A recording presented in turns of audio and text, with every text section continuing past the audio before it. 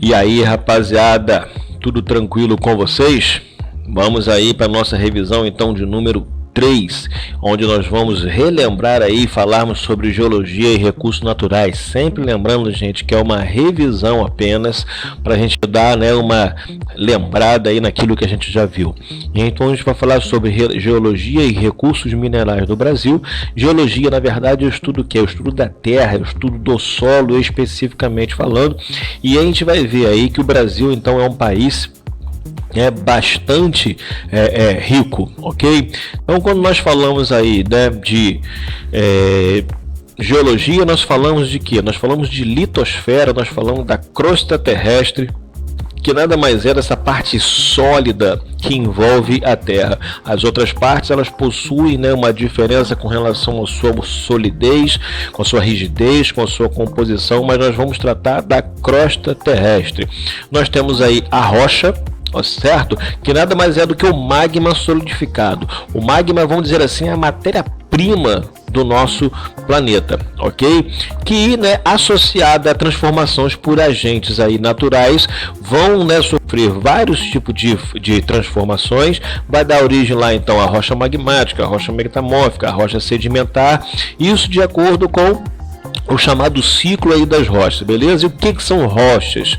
São diferentes agrupamentos minerais que variam com o processo de formação e transformação dessa rocha, ok? Então logo nós temos estruturas geológicas distintas no nosso planeta, porque o nosso planeta, não só no planeta, mas até no próprio, né, basicamente no nosso país, no Brasil que a gente está falando, que ele é composto aí por diversos momentos diferentes, né, de formas de transformação, beleza? Então vamos ver que isso funciona mais ou menos na prática aí, sempre, ó, a gente aí utilizando o tempo a nosso favor. Bom, seguinte, gente, nós temos no Brasil duas estruturas básicas. Estrutura sobre aquilo, sobre como aonde nós estamos assentados pelo aquele processo de formação e o processo de transformação.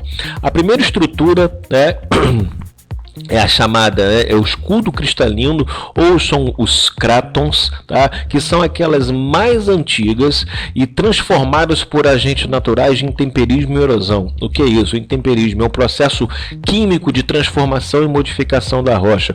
E a erosão é um processo de quebra mesmo da rocha. E isso aí vai ter então como principal característica, né, a ocorrência de minerais metálicos no nosso país, como por exemplo nós temos aí o quadrilátero ferrífero em Minas Gerais, temos as serras do Carajás lá no Paraná no norte e o maciço do Urucum no Mato Grosso do Sul, onde nós temos a incidência aí de vários minerais metálicos que estão presentes aí no nosso dia a dia, e tudo aquilo que a gente, né, vai se relacionar tem uma composição aí, mistura de vários tipos de minerais.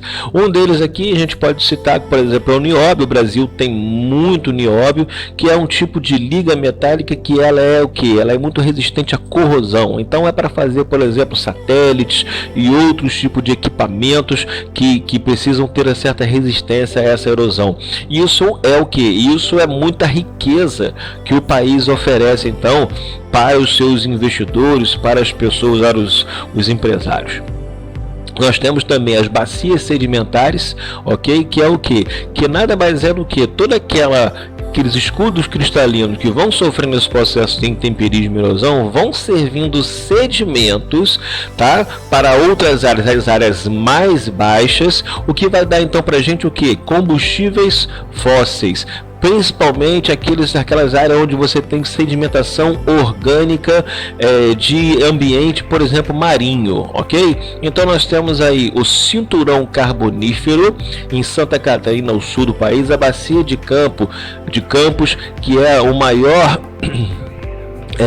a maior área de produção de petróleo no Brasil, a bacia do Urucu, lá na Amazônia. E aí você pensa assim, mas o petróleo, pelo que eu já estudei, ele se forma em locais onde você tem sedimentação, né, de fósseis marinhos. Mas pô, nós estamos no meio da floresta. Pois é, você pensou certo, realmente.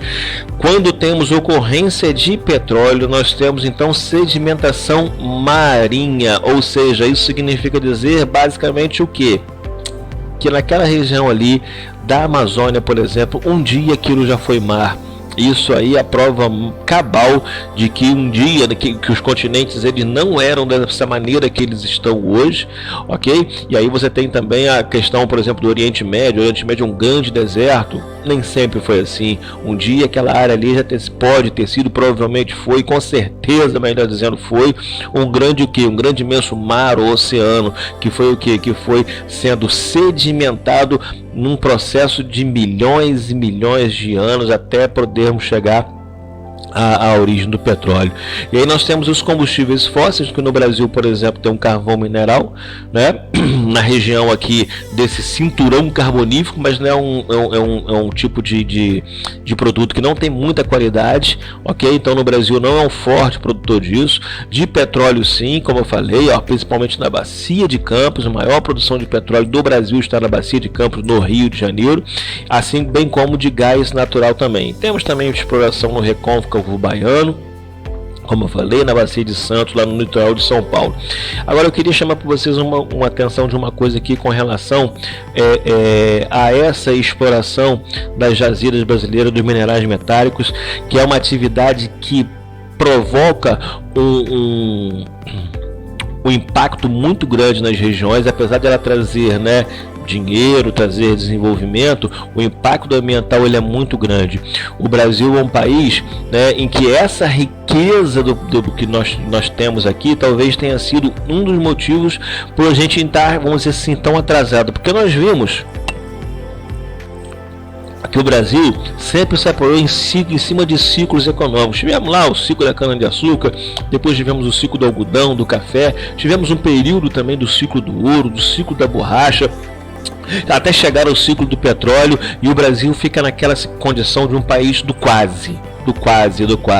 Sabe por quê, gente? Porque a gente pega boa parte da nossa riqueza e vende em forma de matéria-prima, matéria bruta para os países industrializados, que vão transformar, vão aplicar tecnologia e vão transformar esse produto com um valor agregado muito mais alto. Então a gente exporta minério de ferro e compra de volta, vamos dizer assim, chips, por exemplo, para computadores que tem minério de ferro, que tem vários outros componentes aqui, nióbio, manganês e etc, e ouro, e que a gente vai comprar isso a um preço muito mais caro. O Brasil, por exemplo, tem a Petrobras, uma empresa de exploração, de prospecção de petróleo. A Petrobras ela desenvolveu uma tecnologia, né, própria para fazer exploração de petróleo em águas profundas. Por quê? Porque o petróleo aqui no Brasil, boa parte dele se encontra onde? Em áreas profundas. Temos aí o pré-sal, que não nos deixa mentir com relação a isso. E a Petrobras desenvolveu essa tecnologia. E agora todos os países que vão explorar petróleo, que querem utilizar essa tecnologia, a Petrobras vende, ganha dinheiro com isso. Então o Brasil poderia estar, vamos dizer assim, bem à frente se investisse mais em quê? Em pesquisa, em desenvolvimento, em educação, gente. É isso que vai tirar, ou que, né, tiraria o nosso país da categoria desse atraso. No entanto, não é assim que funciona.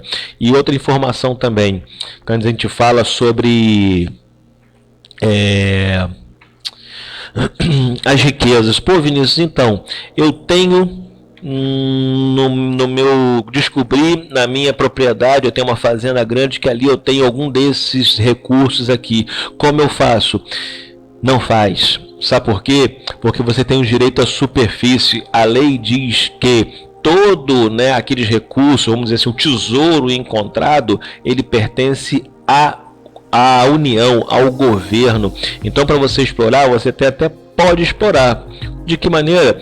Tendo dinheiro para isso, porque é caro fazer, e tendo que uma concessão, uma autorização do governo, e você tem que pagar ao governo uma parcela de tudo aquilo que você produz. Por quê? Porque pertence ao governo, ou seja, você tem direito àquela parte superficial. O que está no subsolo não lhe pertence, pertence ao governo. Repetindo, posso explorar? Pode. mediante a autorização do governo. Ah, mas eu não tenho como fazer. O governo faz o quê? Ele vai te indenizar, vai tirar você daquela região ali, colocar, né, em outro local, e você vai viver a sua vida e eles vão explorar aquela riqueza o quanto eles puderem. Ok, gente? Leiam mais, se aprofundem no assunto. Nós temos a região lá de Brumadinho, que aconteceu aquele problema, de Mariana, que trouxe vários problemas, ou seja, uma coisa que seria muito boa pra gente, no entanto, se tornou um pesadelo quando as pessoas perderam suas vidas e todos os outros seus bens materiais, que fosse só os bens materiais, né, gente? Porque isso aí a gente consegue recuperar, mas a vida, infelizmente, não. Tá bom? Um grande abraço a vocês aí, fiquem com Deus e até a próxima.